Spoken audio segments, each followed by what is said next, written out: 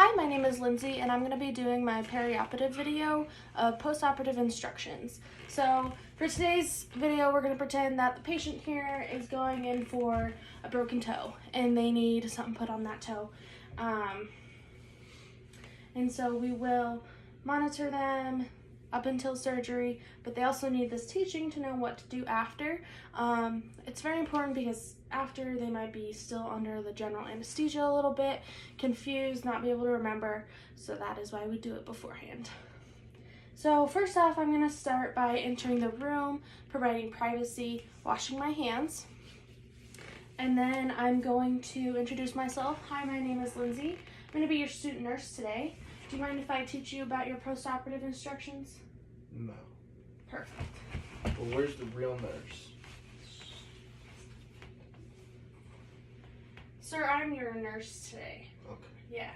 Alright, I'm gonna read his band. Can you tell me your first and last name and your birthday? My name is Fred Smith. I was born 12/21/1997. Perfect. Thank you so much. So that will conclude my double identifier. So first, I'm going to go over to the patient and teach them about diaphragmatic breathing. So sir, I'm going to tell you about this breathing, and then I'm going to have you demonstrate it back to me, okay? Perfect. So what you're going to do is laying there, you're going to have one hand on your chest and one hand on your stomach. Perfect. And you're going to breathe in slow and breathe out slow, but you really want to use your stomach for this breathing. So kind of push down when you breathe in. No, like push down on your diaphragm when you breathe in. And then when you go out, your stomach will go in. All right, can you demonstrate that for me? Very good. So we really want to be sure that we're inhaling through our stomach and exhaling with our stomach as well. Perfect. And you should do this for about, I want to say, a couple times a day, 30 seconds a piece. This is just going to help you practice good breathing, use your diaphragm muscles, and keep them strong. So next we're going to do incentive spirometry. So this is going to be this machine right here. What this does is it helps hold in your lung volume, which is very important after surgery. Okay, there's going to be a tube put down your throat and anesthesia put through your lungs, so we need to make sure that they're nice and strong and stay nice and strong when you get out. Okay, so what you do is you put this end in your mouth and you suck in really hard and you try and hold it. You want this ball to stay right here when you suck in. Okay, so you're going to want to do this up to 10 times in a row, like every hour when you're awake, okay? So I'm gonna have you practice for me. Does it suck in? Yep, suck in. Perfect. All right, do it once more for me.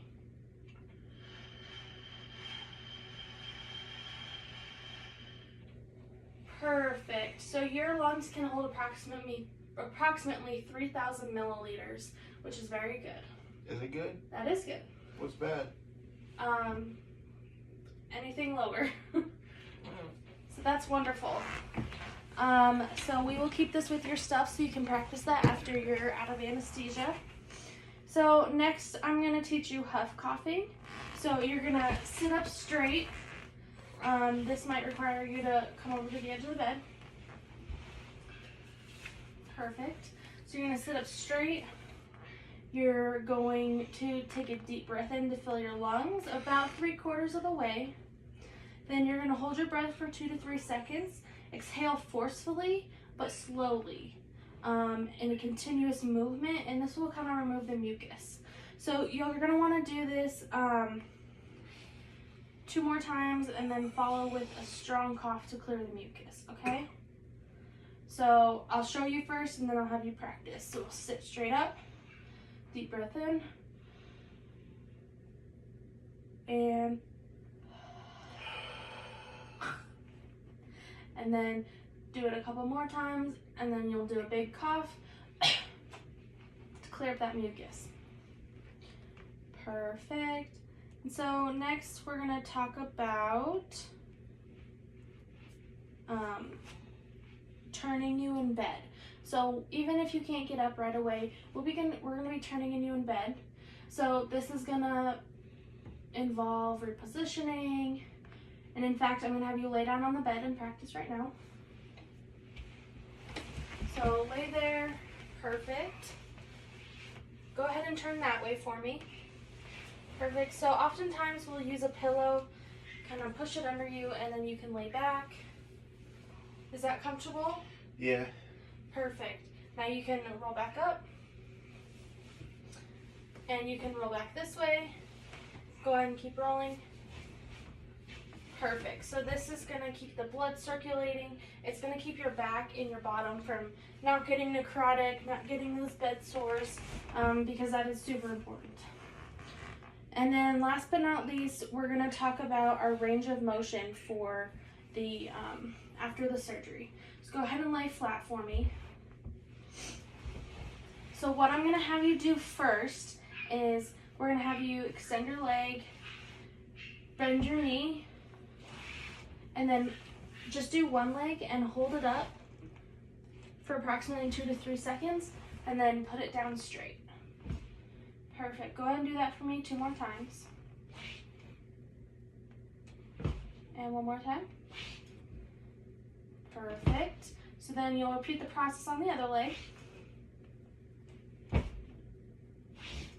Perfect. Next, go ahead and flex your foot. So kind of, pull them up towards you. Perfect. And then you're going to extend them. So now push towards the floor. Good job. Yep. Let's go ahead and do that 2 more times. Perfect. And down again. Perfect. And then last we're going to do circles with our ankles. First to the left and then to the right, or however you want to do it. So you're going to do this approximately 5 times. And you'll want to try to do these about every hour you're awake. This is going to keep the blood flow to your legs. It's going to prevent any DVTs, keep everything moving, nice and working. Especially if we're having surgery on your toe, we need that blood flow down there. So we're just going to ensure blood flow.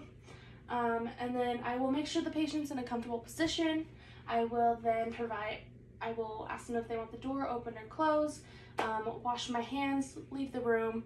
I will go chart that I did my education and that the patient is ready for surgery.